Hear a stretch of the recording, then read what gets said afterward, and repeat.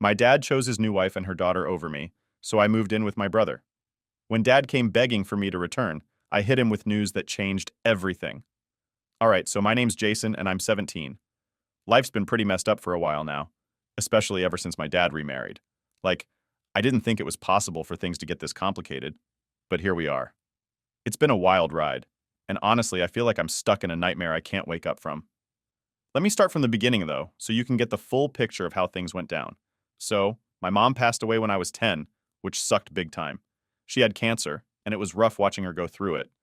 My dad, who's 45 now, didn't handle it well at all. He threw himself into work trying to keep everything together, but honestly, it was a mess. He was barely around, and I was just a kid, not really understanding what was happening. The only person I could rely on was my older brother, Ryan. He's 22 now, but back then, he was 15, and he stepped up like crazy. I mean, this dude was basically my parent for a while. He'd make me breakfast, help me with homework, and crack jokes to make me laugh, even when things felt like they were falling apart. We became super close, like we had this bond that nobody else could get. Dad noticed and didn't seem to mind back then because he was too wrapped up in his own stuff. Fast forward a couple of years, and that's when Carla enters the picture. She's 40, works with my dad at his law firm, and came into our lives not long after her divorce. She's got a daughter, Molly, who's just a year younger than me. So yeah, I was cautious when Dad introduced them, but I wasn't completely against the idea at first. I figured maybe this is what Dad needs, you know? Maybe having someone around could make things better. Well, I was wrong. Things went from kinda okay to a complete mess faster than I could have imagined. Within 6 months of meeting Carla, they were engaged. I swear, it felt like I blinked, and suddenly my dad was planning a wedding. I remember just sitting there, wondering how everything moved so fast. I wasn't ready for any of it. One minute it's just me, Dad, and Ryan, and the next, I'm standing in this fancy bridesmaid suit at their wedding, watching two people I barely knew become family. The whole day was weird. Ryan saw I wasn't feeling it, so he spent the entire reception making goofy faces at me from across the room to cheer me up. That's when Carla really started to show her true colors. She wasn't too happy about Ryan's little antics and pulled him aside, telling him he needed to act more appropriate. Like, really? Dude was just trying to make me feel better. It wasn't even a big deal, but she made it one. Living with Carla and Molly after that was rough. Carla was nothing like my mom. She was strict, always making up rules about everything. I'm talking curfews, chores, and even how I should dress. Molly was cool with it, I guess. She liked the structure, but for me, it was suffocating. I missed how things used to be, where life was a little more relaxed, and Ryan would come by to hang out. Thank God for Ryan, though, because he didn't disappear when Carla moved in. He'd still come over to the house, usually with some prank or joke ready to go to lighten the mood. One time, he showed up wearing a full-on Superman costume. No joke, he walked in, cape and all, and claimed he was there to rescue me from the evil stepmother. I was dying laughing, but of course Carla wasn't. She got so pissed, saying it was disrespectful and that Ryan was undermining her authority. Whatever. Dad thought it was funny, but Carla couldn't take a joke. And that's when things started to get really tense between us. She didn't like how close Ryan and I were. She'd always make these passive-aggressive comments about how unhealthy it was for siblings to be that close, saying I needed to grow up and stop relying on him so much. Dad tried to play the mediator, but honestly, he was pretty useless at it. He'd defend me at first, but the second Carla pushed back, he'd fold like a cheap lawn chair. It was like he was too scared to stand up to her. Every time I looked at him, I could see that internal struggle, like he was torn between his wife and his kids. And it hurt, man. It hurt to see that he might actually choose her over us. The breaking point came last week during our Labor Day BBQ. Now, this BBQ is a huge tradition for our family. Mom started it years ago, and it's always been this big deal. Friends, family, the whole shebang. Ryan had just moved back home after graduating college, and I was psyched to have him around more. We were all hanging out by the pool, and I decided to sneak up on Ryan and push him in. It's a game we've been playing since we were little. He came up laughing, like always, and grabbed my ankle, pulling me in after him. We were both dying laughing, just like old times. But of course, Carla had to ruin it. She stormed over, face red, yelling at Ryan, saying he could have hurt me and that he was being irresponsible. I tried to explain that it was my idea, but she wasn't having it. Then she turned on me, saying I was too old for this kind of behavior and needed to grow up. By this point, everyone was watching, and I was mortified. I just snapped. I told Carla to mind her own business, and that she had no right to dictate how Ryan and I acted with each other. The entire backyard went silent. You could have heard a pin drop. I had never spoken to her like that before, and everyone looked shocked. Dad stepped in, trying to calm things down, but the damage was already done. The BBQ ended early, with everyone making awkward excuses to leave. That night, Dad came to my room, telling me I needed to apologize to Carla. I couldn't believe what I was hearing. I told him straight up that Carla was the one who overreacted, not me. I reminded him of all the times she'd tried to come between Ryan and me, all the times she'd criticized us, and how she constantly made me feel like I didn't belong in my own home. I asked him why he never stood up for us, why he always let her push us around. He didn't have an answer. He just looked at me, hurt and disappointed, and said I was being unfair. I was done at that point. I told Dad I wasn't going to apologize until Carla did first. He left without saying anything else, and now the house feels like a battlefield. Carla won't talk to me directly, only through Dad or Molly. Ryan feels guilty and hasn't come over since the BBQ, and Molly's trying to play peacemaker, but she doesn't get it. She's never had to deal with a new parent being shoved into her life and making her feel like an outsider in her own family. And that's where I'm at now, feeling stuck, lost, and not sure what to do next. So after the whole BBQ mess, things at home got real awkward. I thought maybe after a few days the tension would ease up, but nope, it actually got worse. Carla barely spoke to me, and when she did, it was through gritted teeth or some passive-aggressive comment about respect. Molly was still trying to play peacekeeper, but her whole "can't we all just get along" vibe was seriously starting to grate on me. I get it. She's used to this structured, perfect life, but that's not how I roll. I never had to deal with this kind of nonsense before Carla came into the picture. Anyway, I figured Ryan would step in and help, you know? Like, he's always been there for me, so I assumed he'd come around and try to lighten things up or at least have my back. But guess what? He stopped coming over. Yeah, completely. I didn't get it at first. I was texting him, calling him, but he kept brushing me off with stuff like, "I just need some space right now," or "let things cool off for a bit." I was fuming because this wasn't like him. Ryan always had my back, and suddenly he was gone when I needed him the most. So I finally cornered him on the phone and asked what the hell was going on. That's when he dropped the bomb. Yeah, I know I said I wouldn't use those types of words, but this one felt like a bomb to me. He said Carla had sent him this long-ass text about how he was disrupting the family and setting a bad example for Molly and me. She basically blamed him for everything going wrong between us. I could practically hear the guilt in his voice as he told me he thought it'd be better if he stayed away for a while, to let things settle down. Settle down? Seriously? I couldn't believe he was just backing down like that. I told him that's exactly what Carla wanted, to drive a wedge between us, and he was playing right into her hands. But Ryan's always been the peacekeeper, and I guess he thought this was his way of making things easier. It was like he didn't want to fight anymore. He begged me not to confront Carla about it, said it'd only make things worse. I could hear the exhaustion in his voice, and honestly, it scared me. My brother, the guy who always stood up for me, was just tired.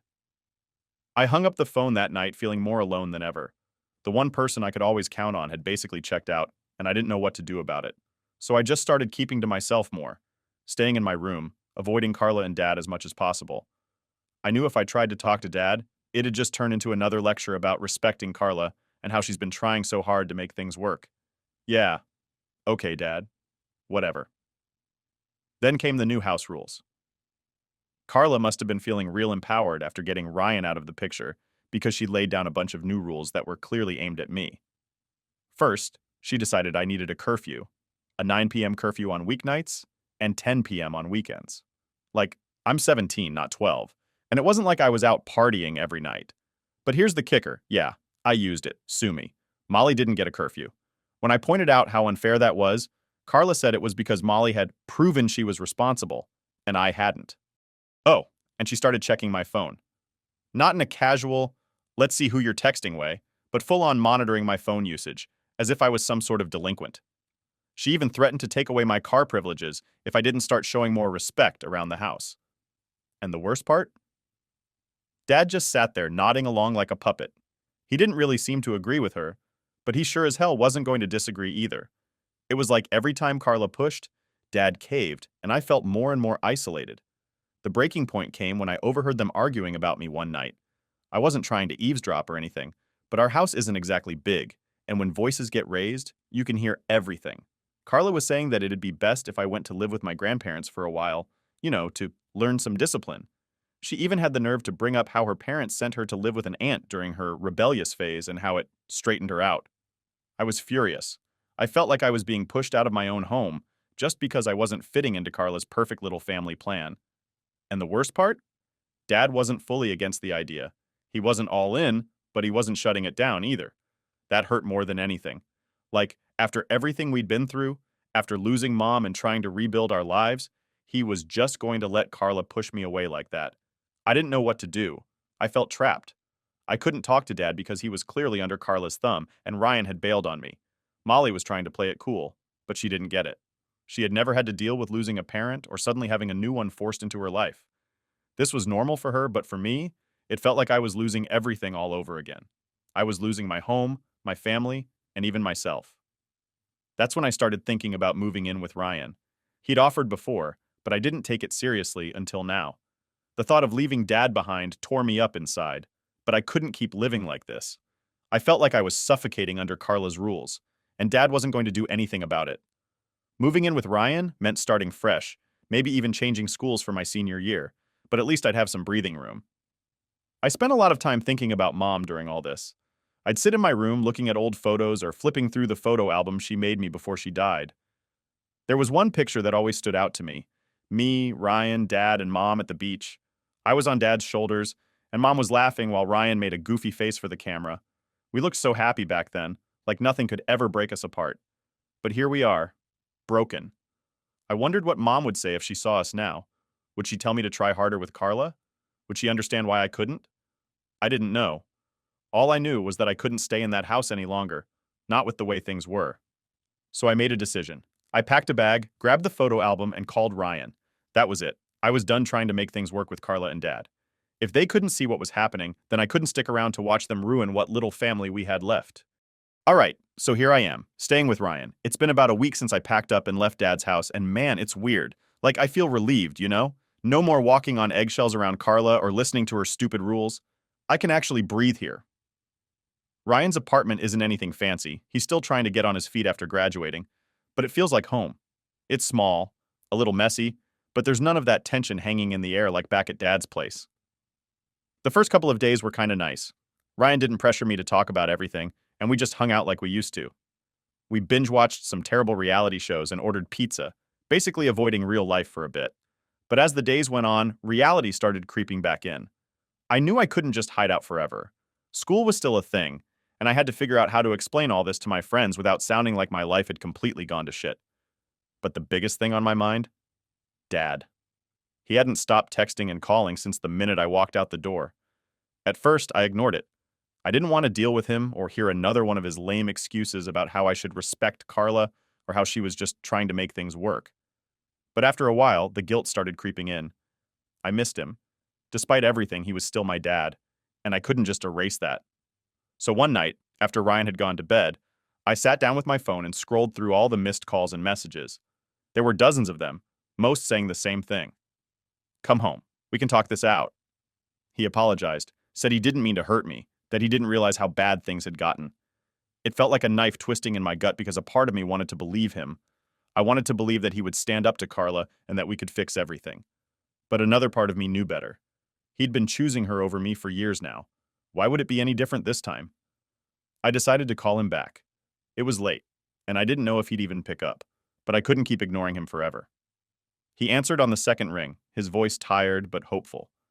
We exchanged some awkward small talk at first, neither of us really knowing what to say. Then he dove right into it. I'm sorry, Jason, he said, his voice cracking a bit. I never meant for things to get this bad. I just didn't know how to handle it. I wanted to be mad, but hearing him like that made it hard. He sounded like the dad I used to know, the one who actually cared. But I wasn't about to let him off that easy. You let her push me out, Dad, I said, trying to keep my voice steady. You've been letting her control everything for years. It's like I don't even matter anymore. There was silence on the other end for a moment, and I could almost hear him thinking, trying to figure out how to respond. That's not true, Jason, he finally said. You matter more than anything. I didn't realize how much Carla's been pushing you away. I thought we could make this family work. That hit me hard. I wanted to believe him, I really did, but something inside me just wouldn't let it go.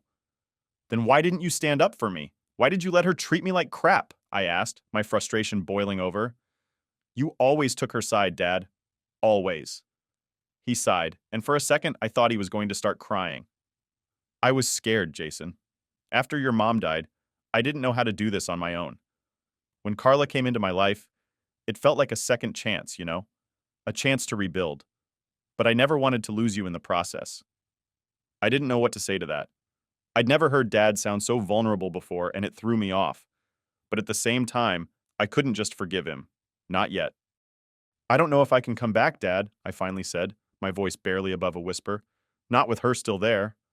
I get it, he said, and I could hear the sadness in his voice. But can we at least try, please? I didn't answer right away. I wanted to.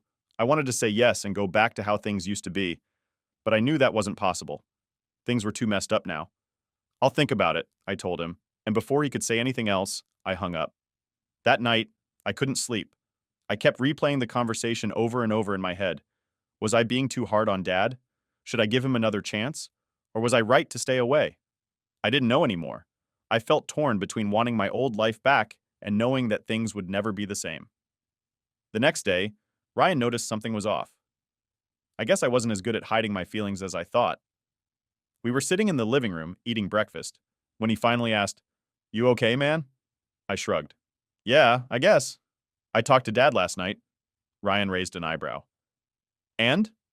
"He wants me to come back," I said, staring at my cereal like it had the answers I needed.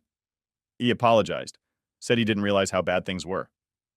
Ryan didn't say anything at first, but I could tell he was thinking hard. Do you believe him? That was the million-dollar question, wasn't it? Did I believe Dad? Part of me did, but another part just couldn't forget how he'd let things get this bad in the first place. I don't know, I admitted. I want to, but Carla's still there, Ryan finished for me. I nodded. Yeah. Ryan sighed and leaned back in his chair. Look, man, I get it.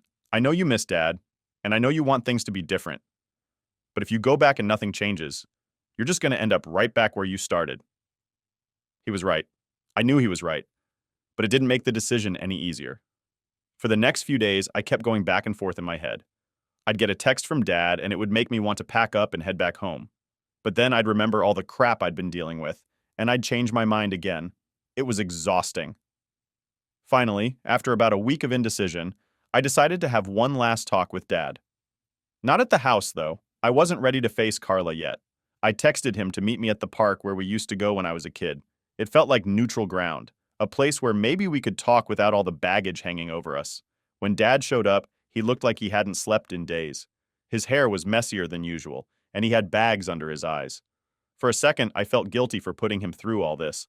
But then I reminded myself that this wasn't all my fault.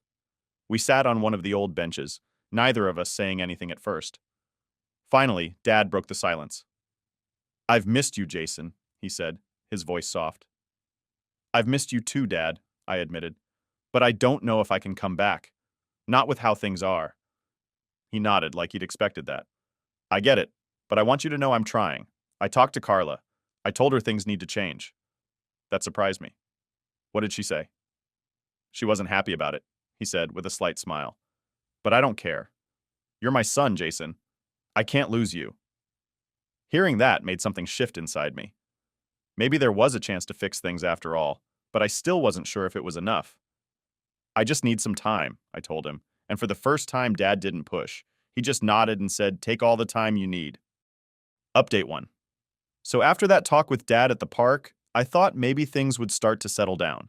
He'd said all the right things, told me he talked to Carla and that things were going to change. But even though I wanted to believe him, there was still this nagging feeling in the back of my head, like maybe this was just more talk and no action. It wouldn't be the first time. I stayed with Ryan for a few more weeks, trying to figure out what I wanted to do.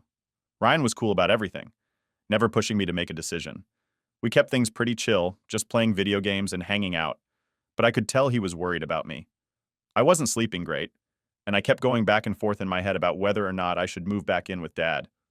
It's like 1 minute, I'd miss him and think maybe I should give it another shot, and the next minute, I'd remember how bad things were and get pissed all over again. Then, out of nowhere, things took a turn I didn't expect. One afternoon, I was chilling in Ryan's apartment minding my own business when I got a call from Zoe. Now, Zoe's never been the type to reach out unless she absolutely has to. She's always been more on Carla's side, trying to keep the peace and not rock the boat, so hearing from her was weird enough. But what she told me next threw me off even more. Jason, you need to come home, she said, her voice shaky. What? Why? I asked, completely caught off guard. Dad and Carla, they're fighting, like, bad. I think she's leaving, she said, her words coming out in a rush. My heart dropped. I didn't know what to think. Carla leaving? That didn't seem possible. She'd basically taken over everything at Dad's house and now she was just going to up and leave? Are you serious? I asked, still trying to wrap my head around it. Yeah, it's bad. I don't know all the details, but Dad's been really upset, and she's been packing her stuff. You should come back and talk to him, Zoe said, sounding more stressed than I'd ever heard her. I didn't know what to do. Part of me was relieved, honestly. If Carla was gone, maybe things could finally go back to normal. Maybe Dad would stop being so passive and we could have our family back, or at least something close to it.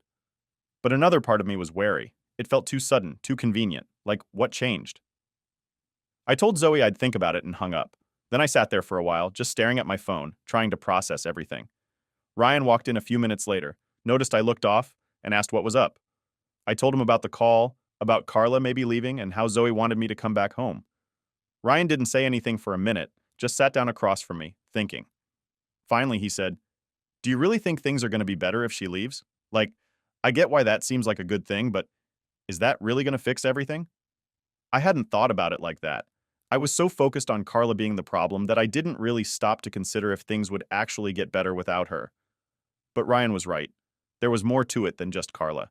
Dad had let all of this happen. He'd let her walk all over me for years, and even if she was leaving, that didn't change the fact that he hadn't stood up for me when it mattered. I don't know, man, I said, rubbing my face. It's just, if she's gone, maybe it'd be different, you know? Maybe Dad would, I don't know, be himself again. Ryan gave me this look like he was trying to figure out how to say what he was thinking without pissing me off. I get it, but just be careful, all right? You can't go back expecting everything to be perfect just because Carla's gone. Dad's still got to step up. You can't keep waiting for him to fix things. He was right, of course, but I wasn't ready to give up on Dad yet. I figured I'd at least go back and see what was happening.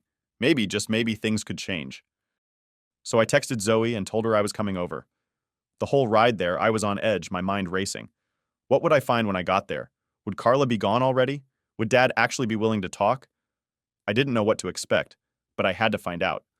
When I pulled up to the house, everything looked normal on the outside, but as soon as I walked in, I could feel the tension. It was thick, like you could cut it with a knife. Zoe was sitting on the couch, looking pale, and Dad was pacing in the kitchen, running his hands through his hair like he didn't know what to do with himself. "Hey," I said, stepping inside and trying not to sound as nervous as I felt. Dad stopped pacing and looked at me, his face a mess of emotions. Anger, sadness, maybe even relief. He looked like he hadn't slept in days. Zoe just glanced up at me and nodded before looking back down at her phone. "Jason, Dad started, but he trailed off, like he didn't even know how to finish that sentence. "What's going on?" I asked, keeping my voice steady, even though my heart was racing. Dad sighed and sat down at the kitchen table, motioning for me to sit across from him. "Carla, she's leaving. She said she's had enough. I don't know what to do." I blinked, still trying to make sense of it all. "Why is she leaving now?" He rubbed his eyes, looking more exhausted than I'd ever seen him. "We've been fighting for weeks. After that talk I had with you at the park, I tried to set some boundaries with her, told her things needed to change. But she didn't take it well. She felt like I was choosing you over her."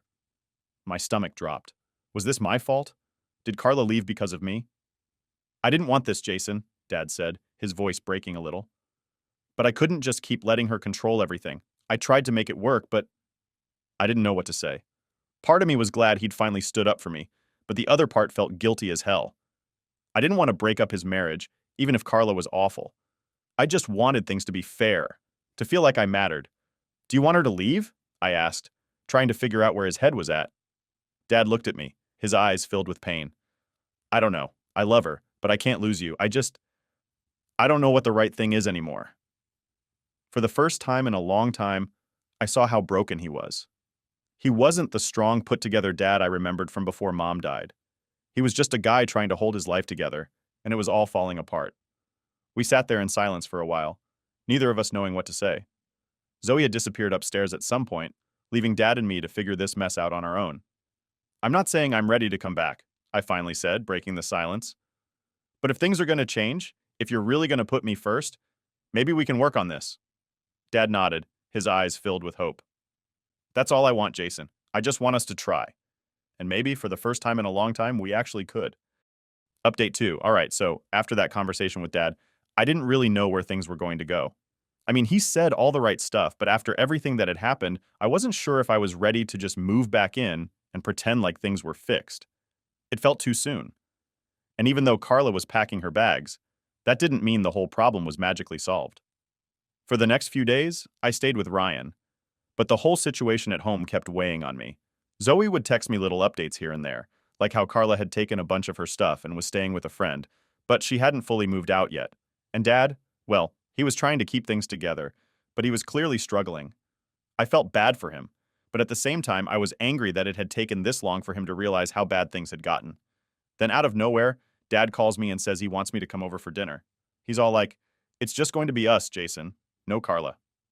I guess he was trying to show me that he was serious about fixing things, but I was still hesitant. I didn't want to walk into another awkward family dinner where everything was tense and no one was saying what they really meant.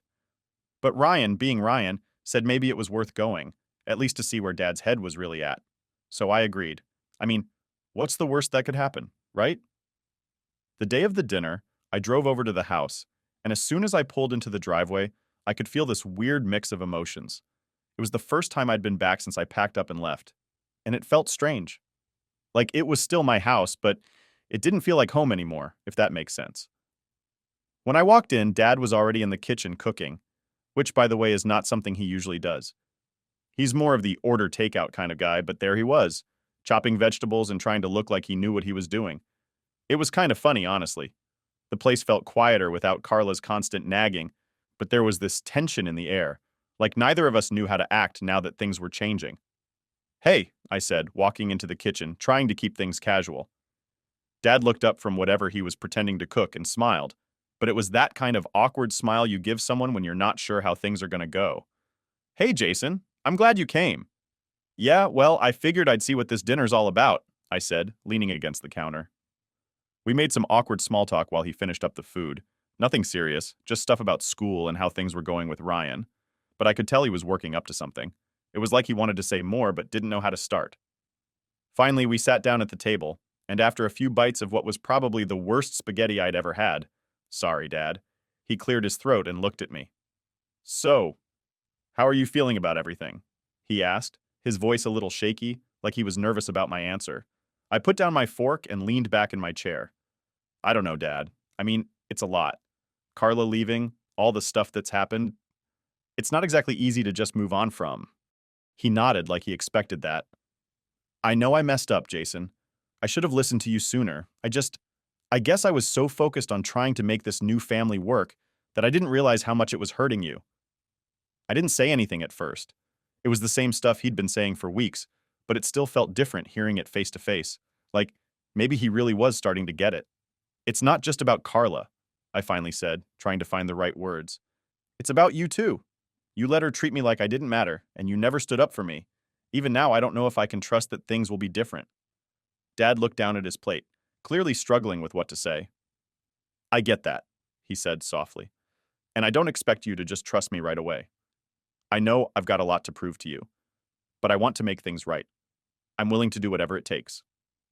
I could tell he meant it, but it still didn't erase everything that had happened.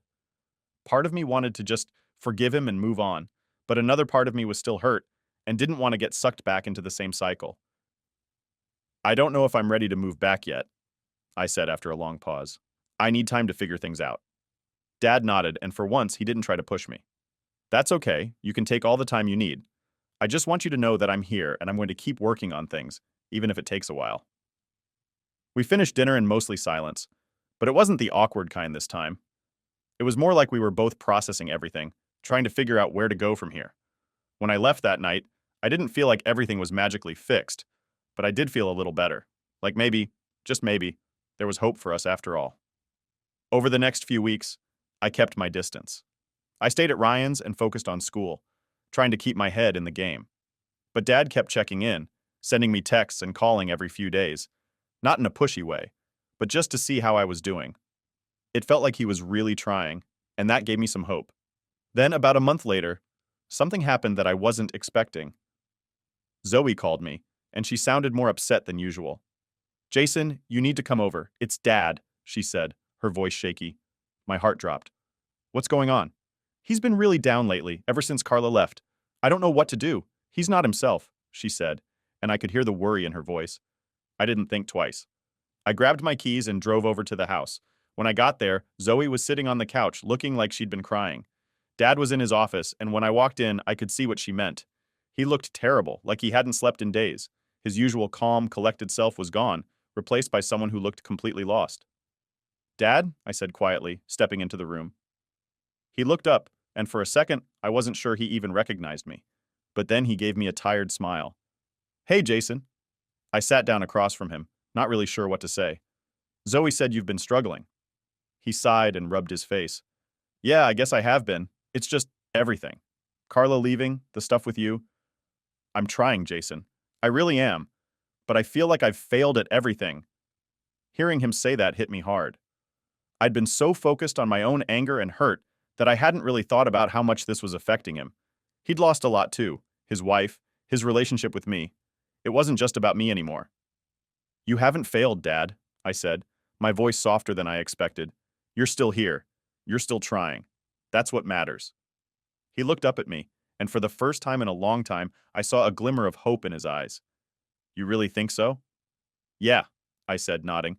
We're both still figuring it out, but we can do this. We'll get through it. And for the first time in what felt like forever, I actually believed it. We weren't there yet, but we were on the right path. And that was enough for now.